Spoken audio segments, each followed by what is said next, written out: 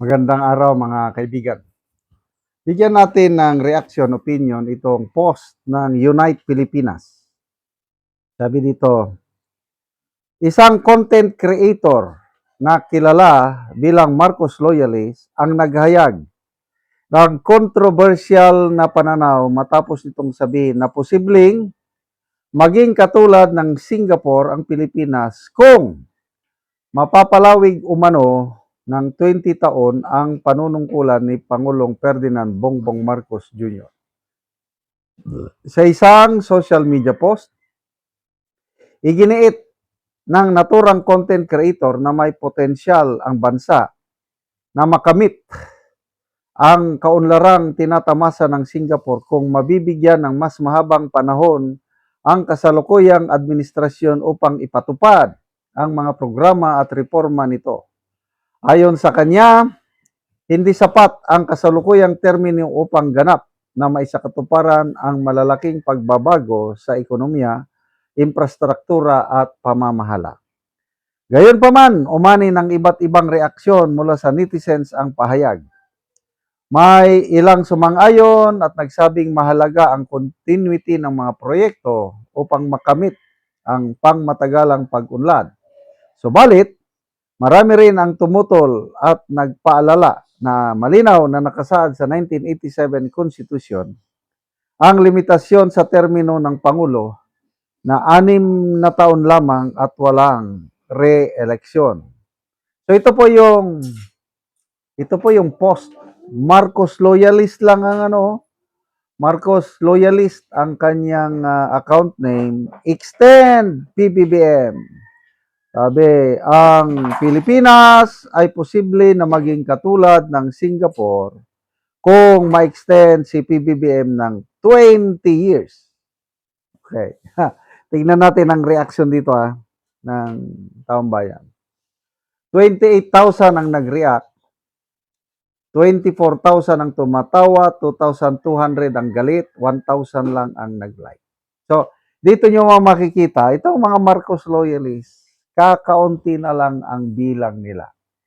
Baka nga, para sa akin, mas madami pa ang mga kakamping Ang mga Marcos loyalists, ito na lang yung mga die-hard na, lalo na yung mga kaparehas nating may edad na, mga senior citizen, marami talagang may nakausap ako sa La Union, Agoo La Union, nung nagbakasyon ako. Bumibili ako doon ng, ano bang binibili ko? Isda ba o share? Pag-usapan tungkol sa corruption na nangyayari. No, nagsalita yung tindera. Kahit ano pang sabihin nila, kahit corruption pa na yan, basta ako, Marcos pa rin ako. Hindi mo talaga maalis. May mga, kasi sa survey, kapag alaman na karamihan yung mga pumipili kay Marcos Jr. na nagtitiwala, mga may edad na. May edad, mga 50 years old pataas. Marami yan. Kumpara kay BP Sara, sa mga may edad, medyo mas mababa. Lamang si PBBM suporta sa mga may edad. Kaya lang pagdating sa youth, 30 years old and pababa, nasa 50% plus ang mga youth na pumipili o gusto kay BP Sara. Samantalang kay PBBM, nasa lang, 5% sa isang survey ng Pulse Asia. So, balik tayo sa issue. Extension ng 20 years in your dreams. Kung mabago niyang konstitusyon, yan, pwede. O kung may charter change, gawing prime minister, pwede. Hindi na pwede yung nangyari ng Marcos Sr. No way, hindi na pwede ngayon. Kaya itong mga content creators nito, baka trolls lang ito Kino-condition nila ang mind ng mga tao, baka sakali magtagumpay sila na ma-extend. Kasi nakaka-addict po ang kapangyarihan. Now, tingnan mo ang Marcos Sr. Noong panahon iyon, 2 terms lang ang presidente. 4 years, After that, mag-re-elect. Kung manalo, hanggang doon na lang.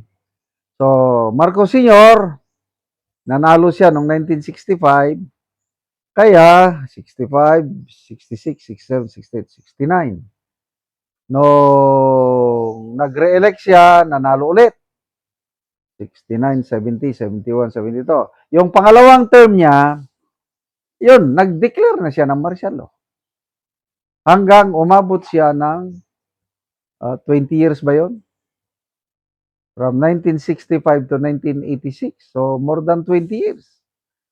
So, like father, like son, na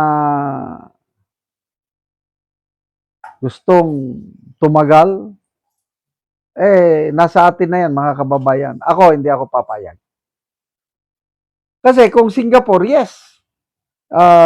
Yung si Lee Kuan Yew, parang naging diktador din siya. Kailang nagtagal sa Lee Kuan Yew, diktador na maganda ang pamamahala. Kaya naiangat nila ang Singapore galing sa napakaliit na island nation. Hirap na hirap din yan nung nag-independent nation. When was that? 1950s? Hirap na hirap din yan.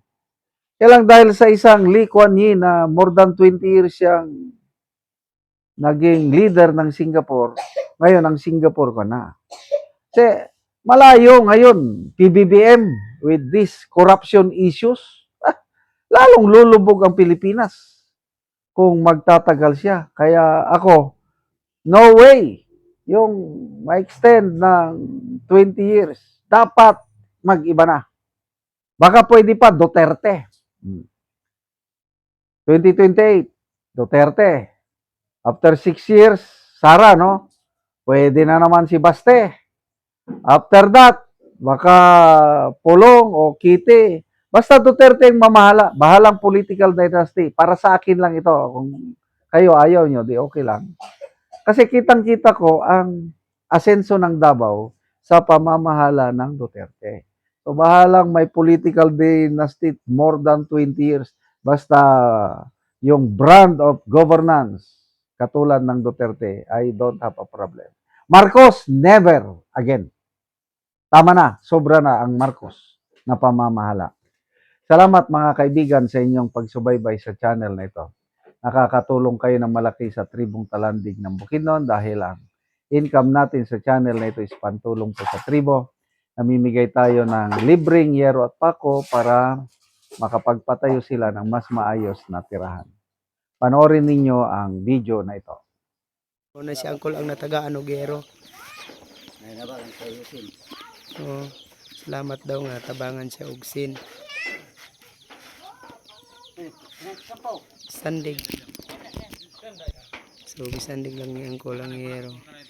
So muna ni ang itsura sa iyang balay. Og karon mo na ni ang itsura sa balay ni Angkol sa tagaan ng Bugero. So mga buslot-buslot na gyud gipang tapakan lang gani ang uban. Tapak-tapakan ko yan. Makita gid nato nga kuan gid kaayo ang iyang hero.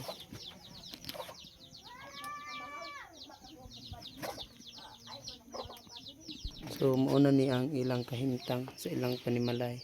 O karon Kol, pila na ni katuig ang imong balay sa imong atop ngayon ani ang itsura? 12 na katuig. 12 na katuig. Kay kuan natay mga kortahan igo naman sa pagkaon. Basta nga daot na ng mga sin.